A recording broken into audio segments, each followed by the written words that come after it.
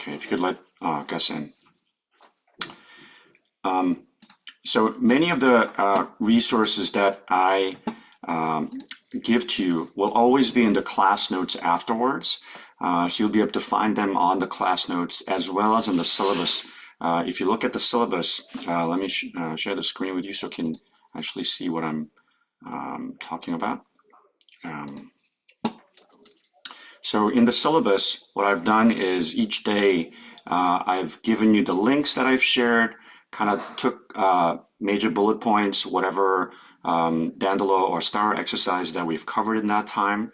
Okay, I don't have the upload folder information on there, but if you think that's going to be helpful, you can find that. But that's in a different folder. What I've done in the,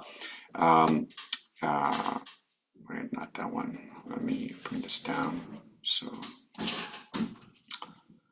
and thank you for doing all the uploads on time. That's really great, so I can track your progress.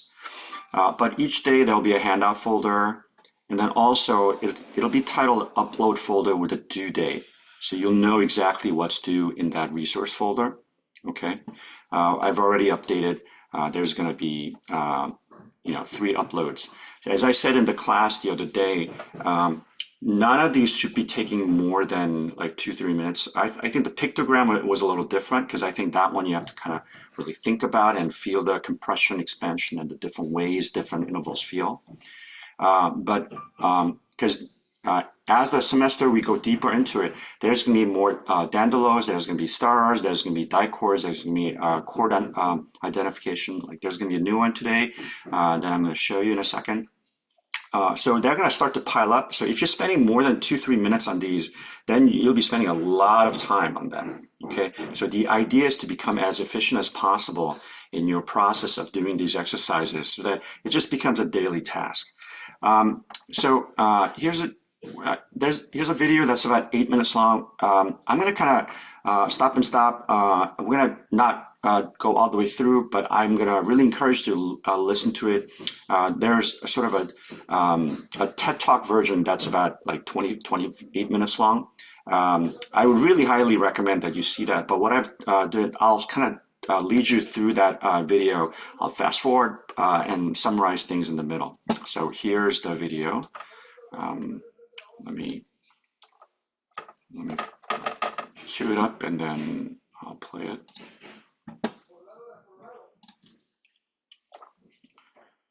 Okay.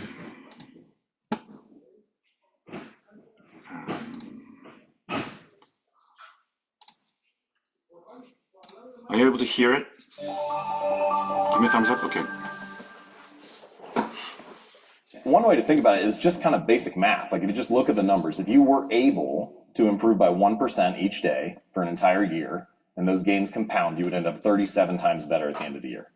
And if you were to get 1%. So that number is really important. It's 37% better at the end of the year if you're improving 1% every day. So that curve is exponential. Okay. So it's really important to have this whatever atomic habit he's talking about. And it could be doing a Dandolo, it could be doing a star, it could be imagining and hearing and practicing dichords. If you do it every day, you're going to have an exponential progress of 37%. Worse, you would whittle yourself almost all the way down to 0. What's interesting here is that everybody wants a transformation, right? Everybody wants a radical improvement, want rapid success, but we fail to realize that small habits and little choices are transforming us every day already.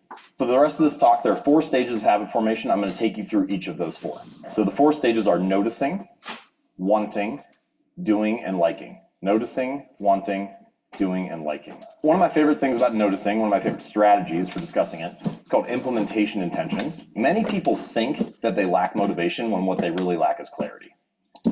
So I want to really kind of zone in on that because I think we often think of trying to do a New Year's resolution or doing something that we want to, like we want to practice every day, but we fail to do so. So when we fail to do that, we think that's, I'm not motivated enough or I don't want it enough. But in fact, it's actually, you don't have the data point of whether you are able to break it down into a smaller 2-minute, 3-minute, something that's easily achievable. and then can you do it? So sometimes the hardest thing for anybody is to actually just get started. Okay, so he's going to talk more about how to implement this strategy. Motivated that they need willpower in order to execute on a habit. If I just felt like writing, if I just felt like meditating, if I felt like working out, then I would do it.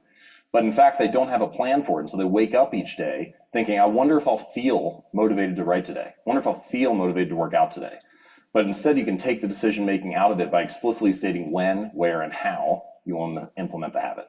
It sounds easy to say, let's just start a plan. Let's, write down exactly what you should do, and then maybe you'll follow through on it. But of course, we all know that there are challenges that arise. It's not quite that easy. So here's a little strategy that I like to use to make sure you can come up with a better plan of action. And it's called a failure pre-mortem. So the way that it works is you think about the habit, the project, the goal, whatever the most important thing is that you want to work on. And I want you to imagine, fast forward 6 months from now, and you failed. And then tell the story of why you failed. What happened? What challenges did you encounter? What was it that took you off course? Once you have all that stuff laid out on the table in front of you, you can start to make better choices about how to develop a plan. You can start to have if-then plans. So not only do I want to exercise for 20 minutes on Monday at 5 p.m., but also if I do not exercise because I have to take my kid to practice or whatever, then Tuesday morning at 7 a.m. I will go in, right? So, that if-then idea, that's really important because oftentimes we don't set up for failure, right? And so if you fail, like if you fail to practice or if you fail to do a particular action, then we sort of go, oh, that's too bad. And then that's where the progress stops. So in some ways, I talked about welcoming mistakes and welcoming failure that you can learn from, right? So we have to kind of set up the expectation. We're not going to be able to do it every day, right? So that when we do make a mistake, when we do fail, right, it is not a negative spiraling event where you're stopped dead in your tracks of progressing.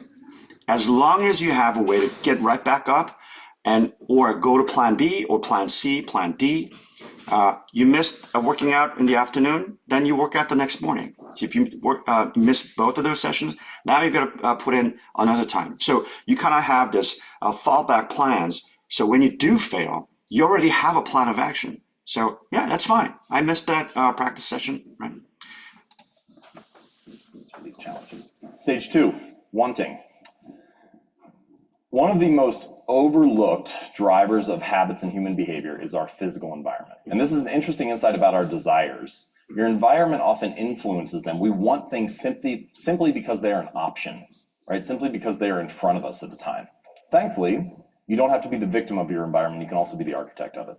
So I would write that down if I were you. You don't have to be the victim of your environment. You can be the architect of your environment, meaning you set up your practice room, you set up your environment that's going to help you, push you towards having most likelihood of you actually sitting down and practicing. Okay, that is a huge like moment of a light being turned on for me when I thought about setting up my work environment so that I can just reach for my instrument, I can just reach for my book, I can reach for my score. So there isn't a distracting obstacle that's going to get in my way of actually doing what I'm supposed to be doing. But actually it's just set up where I just have, the book is already open, the score is already open. I just have to turn to it and do it. So he's going to talk a little bit more. You can decide to design something to make your good behaviors easier and your bad behaviors harder. So when it comes to habits, if you want to practice your guitar more frequently, put it right in the middle of your living room so you run across it all the time. If you want to read more, when you make your bed in the morning, take the book you want to read, put it on top of the pillow. When you come back that night, pick it up, read a few pages, go to sleep. Many of our desires are simply shaped because we have an environment that shapes us in that way. So the moral of the story is I've never seen someone stick to positive habits in a consistent fashion in a negative environment. Maybe. So that's crucial, right? If we set up our environment in a positive way that puts us in line, in path to succeeding, then you'll be able to do it without having to even think about it, right? But if you set up your room in such a way, you have to get through 3, 4, 5 levels of obstacles, right? Then you're not going to be able to do what you set out to do, right? So you are the architect of how you set up your desk, how you set up your practice environment, your routine. So you can control your environment to be so that you're not facing obstacles just to get started. Okay. All right. So a great exercise to do is just look at your desk, you look at your study environment, and see how many things you can take out that is actually an obstacle to your studying process, right? I mean, I have this thing around me all the time, right? So that it dings. There's a phone. It dings. It gives me notification. When I'm supposed to be studying or score studying or doing a 2-minute concentrated focus exercise, I'll turn everything off, right? Or actually put in the other room so that it's not going to become a hindrance to my progress. Okay. Uh, if I analyze the whole video, it's going to take about a half hour. So I'm going to get onto it. I would really encourage to look at the rest of the video. I'll put the link in the class notes. Okay, and then make a plan for what he says. Okay. He later on talks about having a calendar with a box, right? And then every time you do the action that you wanted to do, put an X in it, right? This is sort of, Seinfeld used to write like a 15-minute, I think this is what he's taking it from. He used to write to prep for his stand-up routine. He used to just spend 15 minutes every day writing jokes, right? And the day he does, he put an X, right? Now, the rule is, it was called a success chain, right? The rule is once you get going, you might have 2, 3, 4 days in a row. Then it becomes a pattern in which your job is not to break the chain, right? But but there are going to be days where something hits you and you can't do it and you can't put the checkbox, right? So you have a calendar now with first a blank X spot, right? So if that happens, then no matter what happens, you cannot let the negative chain be linked, right? So it can't be 2 days in a row you haven't done something. Okay, so you really go for having a checkbox every day, but you can't do that. So you go for chains linked 2, 3, 4, 5 days. Then you have a down day. Then the next day you have to make sure that negative chain isn't linked. Okay, so whatever it is, it might be songwriting, it might be practicing your guitar, it might be working on your ear training, whatever it is. Make sure your chains are positive chains, not negative chains. Okay. All right. So I really recommend that you watch the rest of the video and really kind of learn from it. It's a dense packed video. There's this one and a much longer. I'll send a link to both of them. Okay. All right. Now, what I'm seeing in the video uploads of the Star and the Dandelo is that many of you are getting better at staying in flow and not tensing up, and the tension level is much lower in the Star exercises than the Dandelo, which I'm really happy to see. But still, I'm seeing many of you sort of trying to generate your own pulse by kind of clicking or conducting your way through the Star. I would recommend that you just make it easy and you don't have to think about that portion, but you just have a metronome. Okay, you can have an online metronome, you can have a physical metronome. We can just have it going. Okay, all right. Now, before we do a Star for today, I want to share a link to you. Let's see. I'm going to find the link first. Yeah, okay.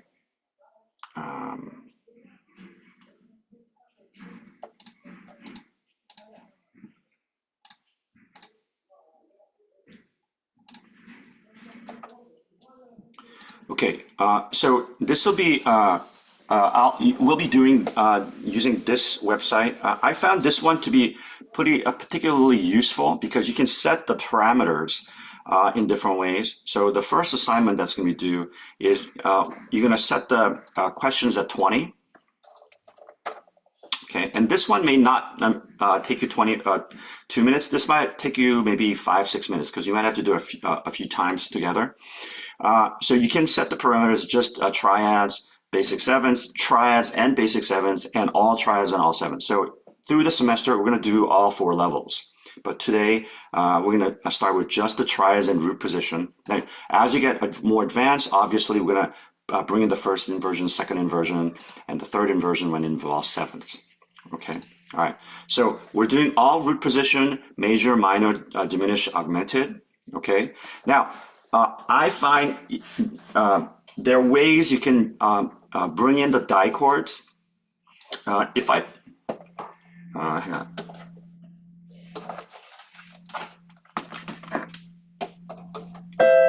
Can you hear me on the keyboards?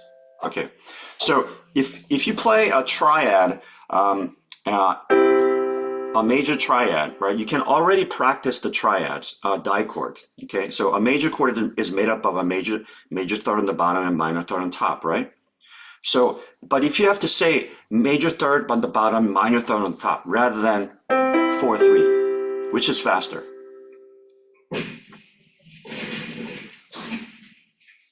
You can speak. 4/3. Yeah. So having the two dichord numbers 4, 3, or 3, 4, right? Or 3, 3, 3 is diminished, right? 4, 4, right? So 4, 3, 3, 4, 3, 3, 4, 4, right? That's going to be much faster than major, minor, minor, major, minor, minor, major, major, right? And in that case, I took out the third. Okay. Okay. So let's do this together. I'm going to set the parameters at root position. We're going to 20 questions.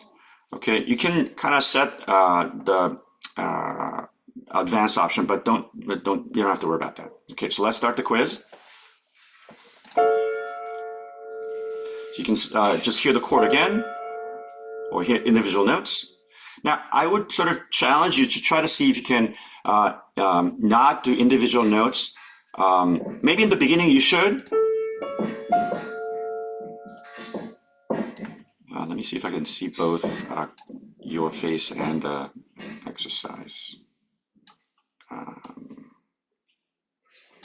If I put it like that, and I'll make this window a little smaller. Okay, all right.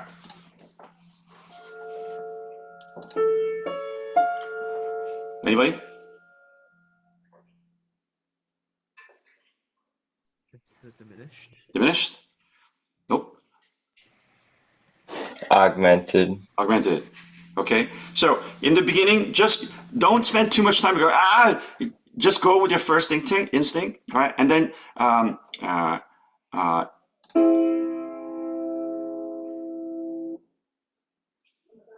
quick. So the longer you wait, you're employing hesitation and the chatter in your head, right? Because you heard it, you saw the color, but you're going, is that blue or red, right? So what we want to do is get familiar so the first exercise, I'll just demonstrate. I'm just going to make a whole bunch of mistakes, and I don't care who sees it. Okay, all right.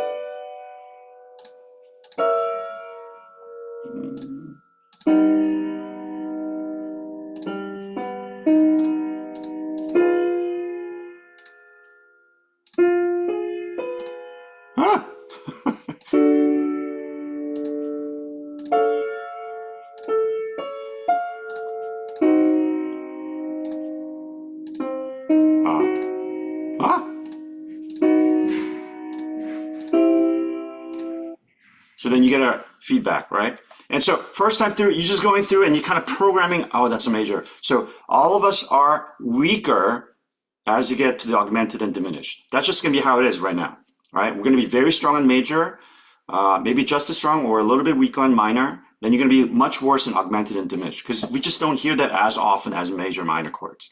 Okay, so expect that you're not going to get 16 out of 20 your first time out. Okay, and then you just do it a few times, right?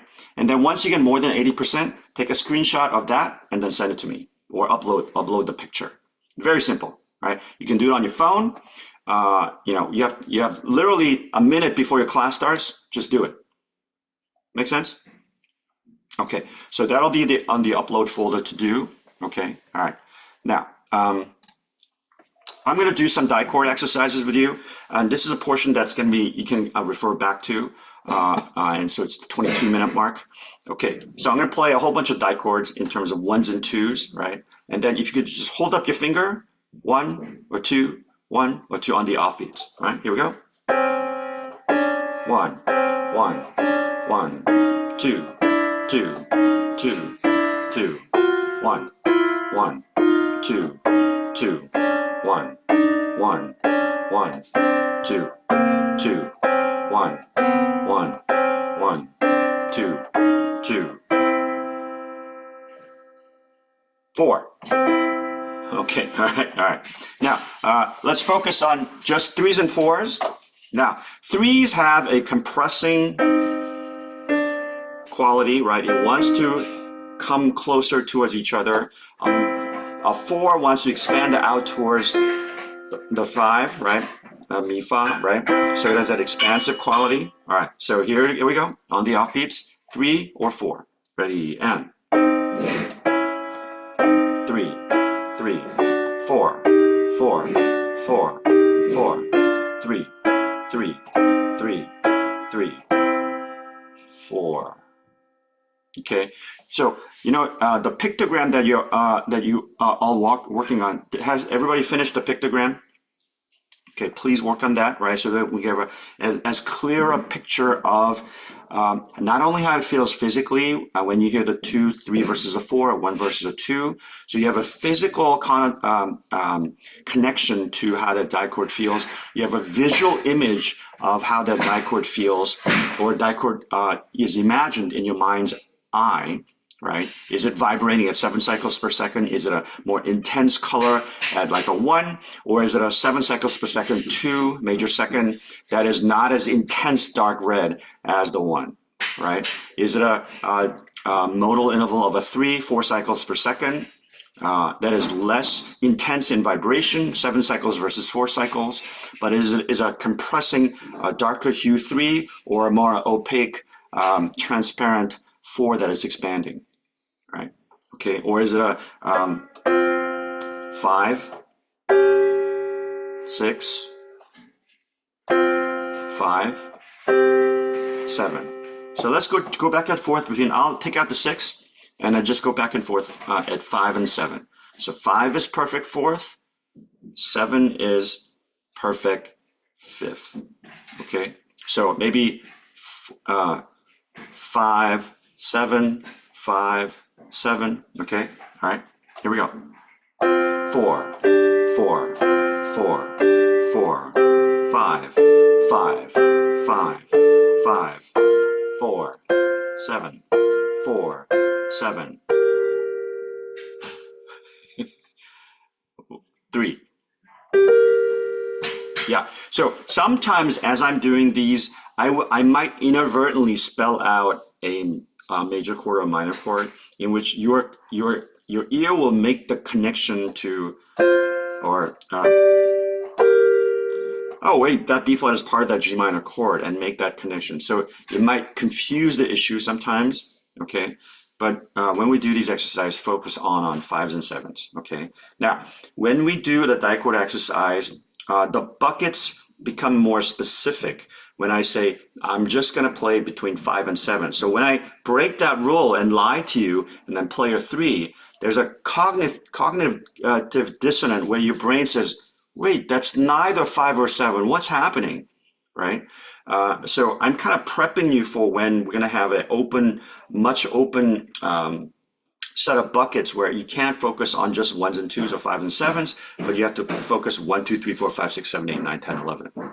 Okay, all right. So you have to be sort of, so when I played the 3 and you said 5, that's anticipation, right? You're expecting your parameters were this, and then something else comes in. Well, that's life, right? So just be ready for tasting what is being played at the time that it's played. Okay, back to 5s and 7s.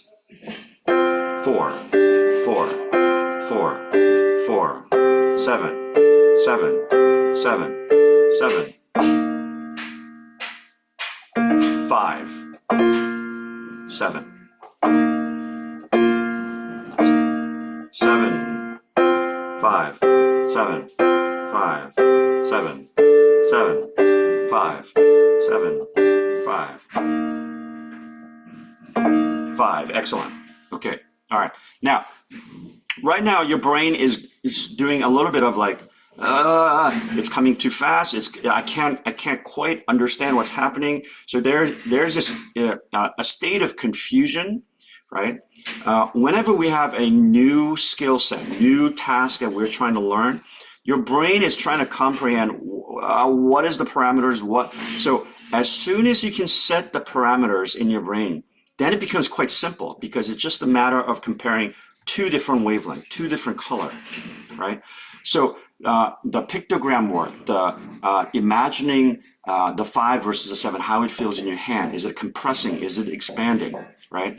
So that programming, like putting in writing the code of the software, so your brain just has to choose from a 5 or 7, right? That part of the work is expanding your imaginative eye, ear, visually, physically, and program what that 5 and 7 feels like, how they feel different, how they look different, with how they have different colors.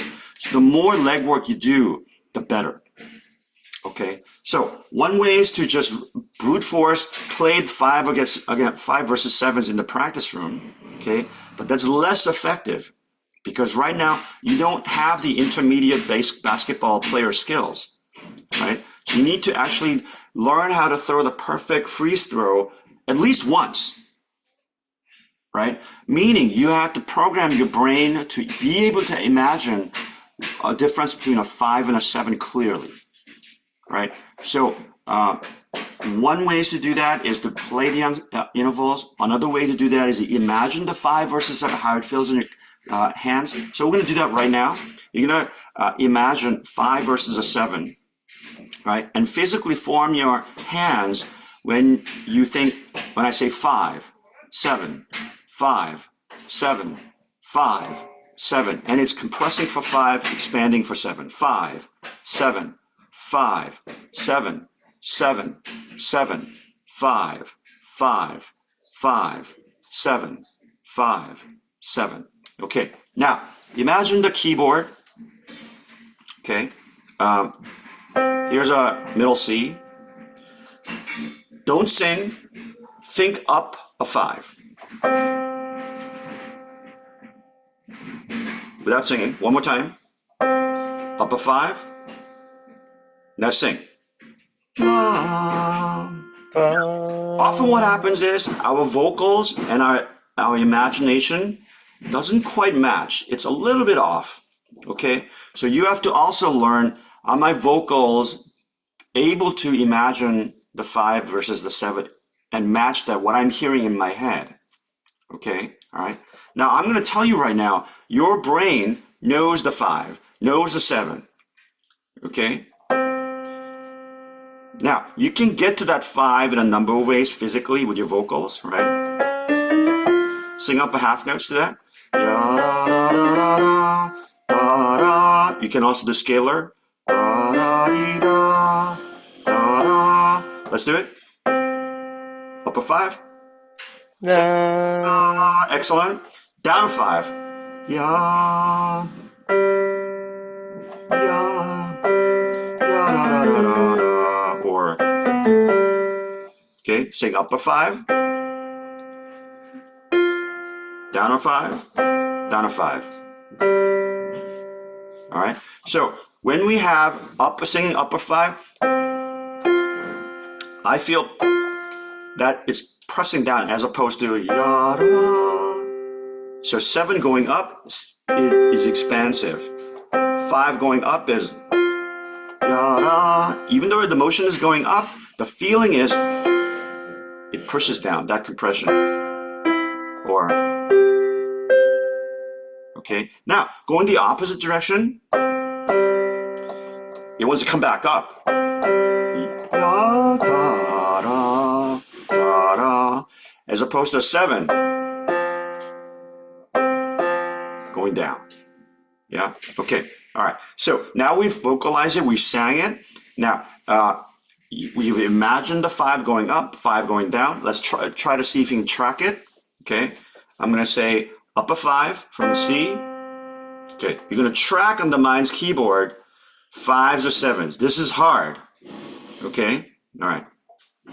Okay, from middle C, up a 5, up a 5, up a 5. What note are we at? E flat. Flat. E flat. So upper 5 is F, upper 5 is B flat, upper 5 is E flat. Okay. Now, if you can track this way of tracking numbers up and down, your ability to hear that interval will vastly increase. Okay. All right. Let's do 7s from middle C. Upper 7, upper 7. D. D, excellent. From upper 7 from C is G, upper 7 from G is D. Okay, now let's go opposite direction from that D, down a 7, down a 7, down a 7. F. F. Excellent. Okay, all right. So if you can practice doing that, being able to track any interval, like say Monday I'm going to do 1s and 2s, Tuesday I'm going to do 3s and 4s, Wednesday I'm going to do 5s and 7s. Literally take 30 seconds and track maybe 4 intervals, right? And maybe in the first week, you are at a 3 error rate when you do 4 intervals. If you find you can do them perfectly, add 1 more, do 5 intervals tracking. Does that make sense? Okay, so this week is not going to be an upload just on your own. See if you can improve your way of imagining the keyboard, tracking up and down the keyboard in your mind's eye. Okay, and then I'm telling you that's going to improve your ability to hear those intervals. It's kind of magic. Okay, all right. So if you can track 6 intervals really fluently, right? Maybe this week, just do 1s and 2s or 3s and 4s. If 1s and 2s are too easy for you, like you can let's do it right now. From middle C, upper 1, upper 1, upper 1, upper 1. E. E, excellent. From E, down a 2, down a 2, down a 2. B flat. B flat. From that B flat, up a 1, down a 1, down a 2. A flat. A flat, excellent. From that A flat, we're going to 3s and 4s. Upper 3, upper 3, upper 3. F. F, excellent. Okay, all right. From that F, upper 4, upper 3. C. What? C. C, excellent. Oh, I thought you said T. Okay. Now, what did we just track? Upper 4, upper 3. A major chord. Okay. All right. So as you track 3s and 4s, you can actually also practice hearing major, minor, diminished, augmented. Does that make sense? Okay. So this tracking exercise is absolutely valuable in improving your ability to hear not only dichords, but triads and root position. Okay. So I would highly recommend doing 3s and 4s this week. Okay, see if you can track. Start with just a major chord, minor chord, diminished, augmented. Like say, okay, I'm going to track a whole bunch of major chords. Okay, now I'm going to track a whole bunch of minor chords, 4 3 4 3 4 3 or 3 4 3 4 3 4. Now I'm going to do augmented 4 4 4 4 4 4 or diminished 3 3 3 3 3 3. Right, and see if that, and then do the exercise of the where you're doing the 20 questions. Like do it once without tracking the exercise. And then the next day, do it after tracking and see what happens to your score. You'll be able to actually measure your improvement of being able to hear those intervals embedded within the major, minor, diminished, augmented chords. Make sense? Okay. All right. So let's do that practice. Okay. All right. We're going to track a whole bunch of 3s and 4s, starting from middle C, upper 3, upper 4, upper 3.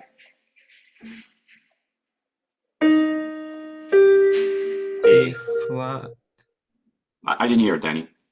B flat. Didn't you say flat. starting on C? Yeah, C. There's a B flat. Excellent. From that B flat, down a 4, down a 4, down a 4. That's right. Down a 4, down a 4, down a 4. B flat. Back to B flat. Excellent. Now, it's math. 4 4 4 4 is it's equidistant, right? So then that compasses an octave. Okay, all right. So the more you become aware of these relationships, the more your ability to hear these dichords, these structures. That is it a major? Is it a minor? Is it augmented? Okay, all right. Here from that B flat, upper 3, upper 4, F, minor chord, excellent. To F, excellent. From that F, upper 3, upper 3, B, B, B natural, diminished. From that B natural, upper 4, upper 3, F sharp, F F sharp, sharp, excellent. All right. From that F sharp, down a 4, down a 4. B B flat, E flat, flat, right. Now, it's an augmented chord. It's not a major minor chord that we're used to. So our brain says, what? Because cognitively, F sharp and B flat, they don't fit together in a key, right? So it's a little bit more challenging for it to imagine that, okay? But as long as we have that augmented sound in our head, right, then that gets easier for us to imagine.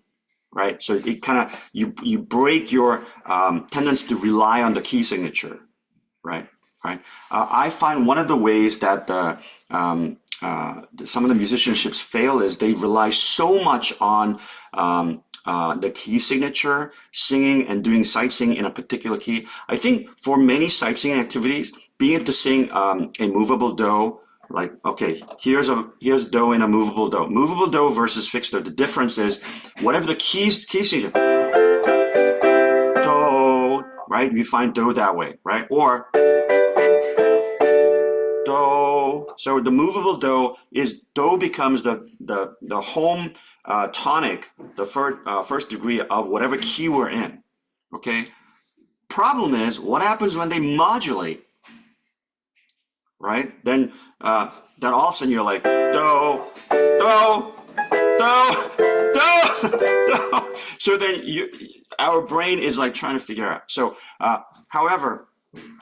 Fixed do also has its problems because you'll be going you wanted to do, but it's in D major, right? You sort of say Ray.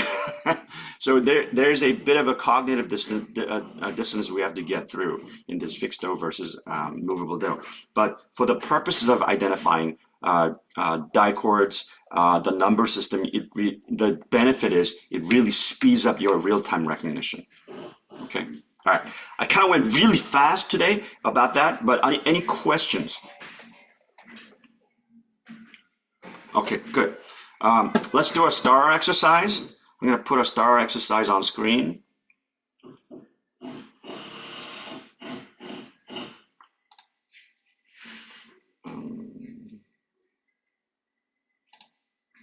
Okay. Do you see number 23?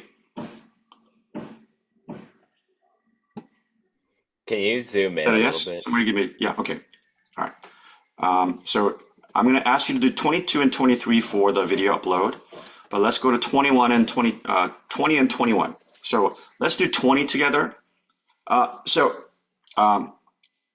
thing I'm going to ask you. Oh, I wanted to see everybody's faces. So one of the things that I wanted to do is in the beginning of the semester, I'm going to have the video uploads for the star. Okay. But as we progress, I'm going to ask you to be responsible for the star and make the progress on your own. Okay. So that I can start to introduce new concepts and new tools, right? Because if we just stay stuck on just the star, then I would be doing you a disservice. I want to give you as many tools as possible, right? So I'm going to focus on teaching you how to practice a particular exercise, whether it be star or dandolo or modus novus. And then once I feel like you know how to do these and you know how to benefit from using that tool, right? Then I'm going to sort of move off of that with the expectation you're going to continue moving through the next number. Does that make sense? Okay. Because if I spend every day 10 minutes on star every class, that's just that much time. I can't introduce a new tool, new way of solving and having new perception. Okay. So, but often what happens is whenever I move off a particular exercise and don't check in, then people they just stop doing them.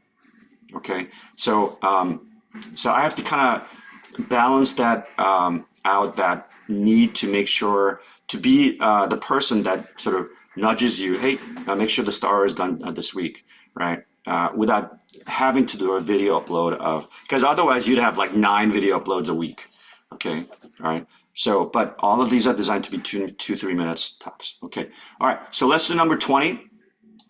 Is that big enough for you to see? Okay, all right. Remember, right hand, right foot, left foot, right foot are doing the bottom 2 lines, right? You're gonna scan, all right, to see if there are any potholes, right? I mean, I already see that this area with the syncopation is probably giving me some trouble, right? We're gonna probably have some people fall down here, and other people fall down here. Okay, so I won't be able to hear you because you're muted, but let's go. Okay, actually, if you clap, I'll be able to see. All right, let's see if we're synced up. 1 and. We're not synced up. Okay, all right. So here we go. Here we go. And 1, 2, ready, and. Ba-ba-bum, ba-ba-bum, bum, ba-ba-bum, ba-ba-bum, ba-ba-ba-ba-bum, ba-ba-ba-ba-ba-bum, ba-bum, bum, bum, ba-ba-ba-ba-ba, ba-ba-ba-bum, ba, ba-bum, bum, bum, bum, bum, bum, bum, ba-ba-ba-bum, bum, ba-bum, bum, bum, bum, ba-ba, bum, bum, ba, bum, ba, bum, ba-ba-ba, ba-ba, ba-ba, ba-bum, bum, ba-ba-bum, ba-ba, bum, ba-ba-bum, ba-bum, ba, ba-ba-ba-ba-ba-bum. Whew. Okay, I made like 2 mistakes. Now, one of the things that is most important when you're playing with another band or you're singing choir, you're playing an orchestra, what is it? It's staying with the group, right? Okay, so it is absolutely essential that if you can't figure out you've fallen down, try to see if you can stay in the right place and keep track while you have fallen down, and then get back up so you can get back in that next bar, right? So that's much better than you make a mistake and you falter and you stop, right? And then I say, okay, I'm going to start over. What happens is when you practice in that way, it is unclear when you have made a mistake. Because in your mind, no, I played that bar correctly the second time. Does that make sense? Right? So as you go, as you are in flow, not losing time, staying with the rest of the band, you fall down, you keep track of, I'm out that beat or that 2 bars or that 2.5 bars, and then that bar I came back in on time, right? So at the end, you look back, yeah, bar 4 or bar 7 or wherever, so you circle that when I fell down and then I came back and when, right? So the where is really clear. Where, what, how, okay? Okay.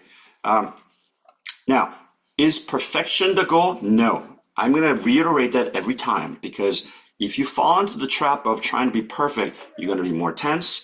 You're going to be more treat mistakes as a negative event. Okay. What we're trying to do is cultivate our ability to track staying in flow. When you fall down, where did it fall down? Where did I fall down? Why did I fall down? Okay. And be specific in the language that tell yourself or tell the band or the orchestra as a leader, as a conductor, what, where, how, okay? Who made the mistake? What was the mistake? How do we fix the mistake? Okay, so that WWH language, you become really fluent and get used to being succinct and to the point in fixing the problem. Make sense? Okay. Can we do this? Can we do number 21? Okay. Now, in your pre-performance scanning, okay, I want you to pick 3 places you think you're going to make a mistake. Okay. And then what we're going to do is perform and then compare notes as to when we make a mistake. Was I right? Did I perceive correctly my perception level of, yeah, I'm going to have trouble in that syncopation on the 4th line first bar? Or I didn't make a mistake there, but I made a mistake somewhere else. When I didn't identify as a place that I made a mistake. Okay, so quick, take 5 seconds to scan and circle in your mind's eye where those places are that you're going to probably make a mistake. Yeah, I'm circling that bar. Yeah, I'm gonna circle here because that ties always throw me. And then, yeah, definitely here. I have to watch out for that syncopation that stays as a syncopation for a long time. That happens to throw me. So see what I'm doing? I'm not only circling the spots, but why I might fall down, identifying my tendencies to whatever thing is thrown at me that might throw me off guard or throw me off the rails. Okay, here we go. Let's go. Okay, now this is harder because it's no longer left, right. Now you gotta pay maybe 5% of your attention is 1, 2, 3, 1, 2, 3, right, left, right, right. So it's not as simple as left, right, left, right. Make sense? Okay, let's go a little slower. 1, 2, and 1, 2, 3, 1, 2, 3, and 1, 2, 3, 1.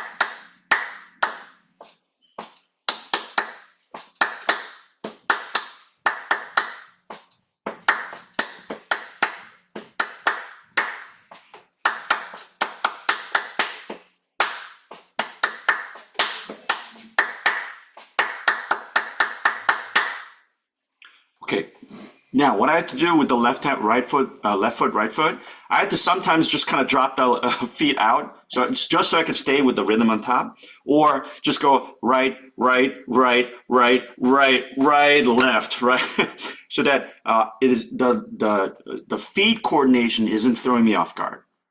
Does that make sense? All right, so I had to do that a few times because the upstairs complication in the rhythm, I had to sort of go, you know what? I have to pay attention to the upstairs rather than downstairs.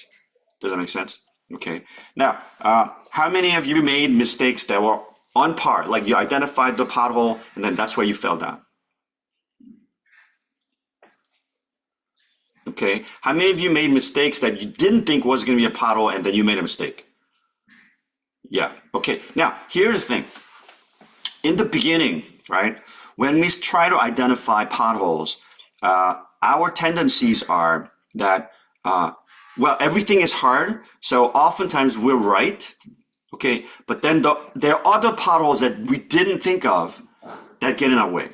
Right. So as you do more of these, you start to become much more aware of your shortcomings or your, and it could be as simple as you're not used to doing these, so you're making a lot more mistakes, where your error rate is much more than 3. Okay, I think I made about 4 errors on this one. Okay, with the coordination. If you're above 6 or 7, then it's too hard, right? So you have to kind of slow it down. Maybe just do 4 lines, okay, or do it slower. Make some element easier, or take the right, left out, and just go 1, 2, 3 with your left foot. Okay, or you just say I'm gonna go left, right, that's gonna be my quarter pulse. Okay, so you make some element a little easier, where maybe you don't have to pay as much attention to the feet, and then you focus on the top line rhythm. So that way you're making the exercise so that you are hovering at about a 3 error rate, right? Because if you're more than 6, it's sort of like information overload. It's not being useful. Okay, all right. Questions on the star?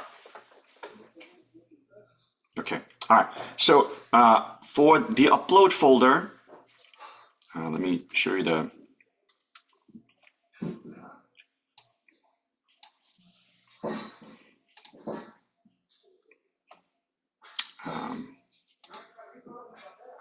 Here, let me go out to the larger folder so it's easier for you to see. Was everybody able to find the 351A Spring 24 folder? Yes, Compton? Yeah, okay. So each day we're gonna have a handout, right? So each of those folders have whatever we looked at in that day. We're gonna look at these in a second. And also the upload folders tell you what's due next. Okay, so we've done the bass clef, we've done the star 17 to 21. We're gonna have the chord ID, this one, which is, and there's an instruction there.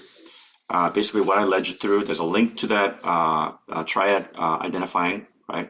Send a screenshot of 20 questions with over 80% correct in root position, major, diminished, major, minor, diminished, augmented triad, right? Simple, yes?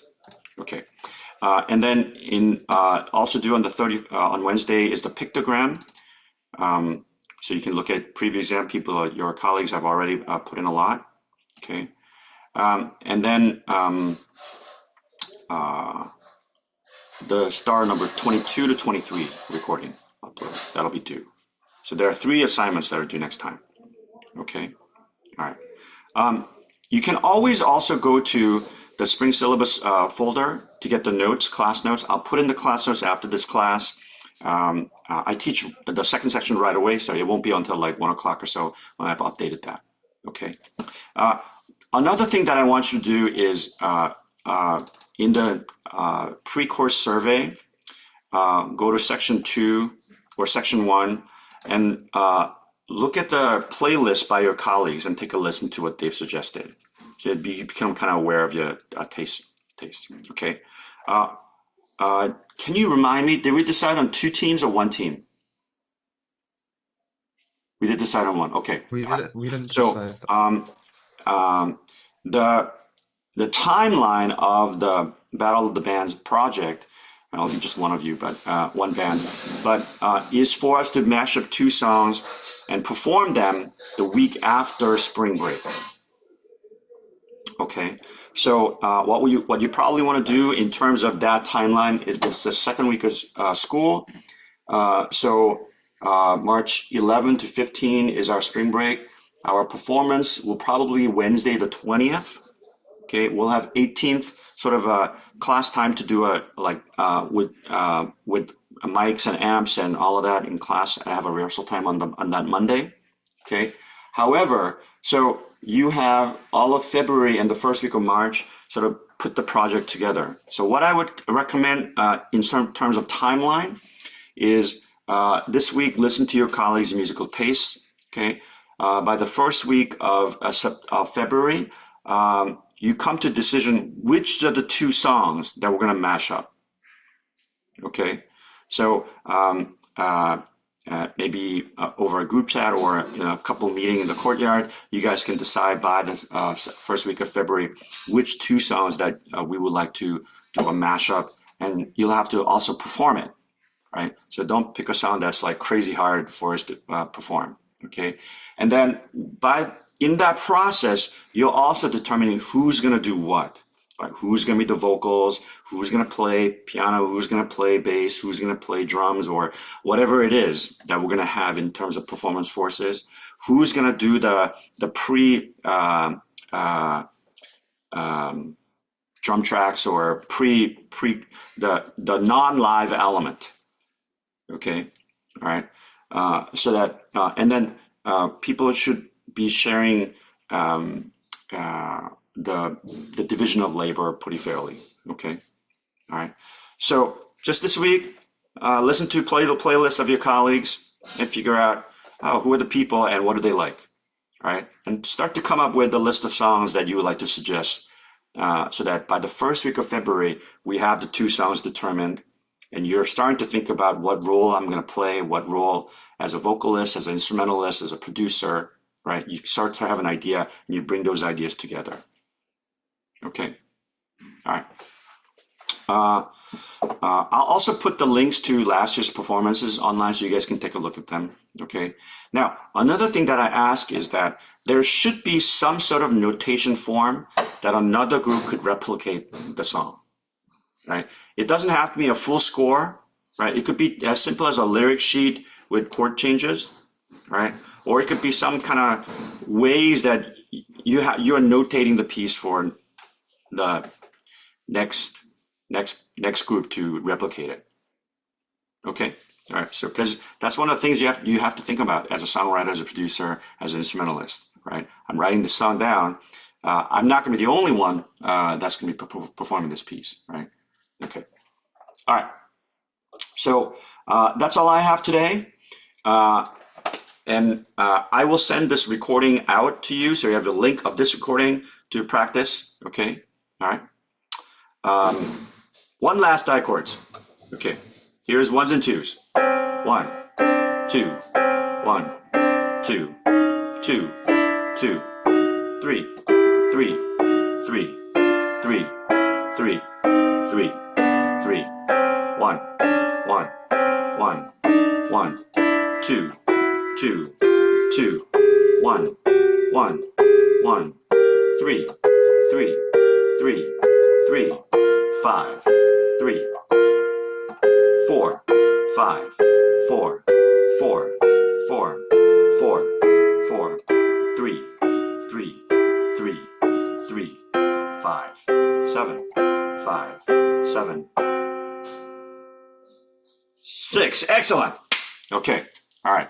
So I'm seeing progress. I'm seeing improvements. That's fantastic. The more you can imagine them vividly in your physical compression, re-expansion, in your physical hands, in your visual eye, in mind's eye, how they look. Is it 7 cycles per second, 4 cycles per second?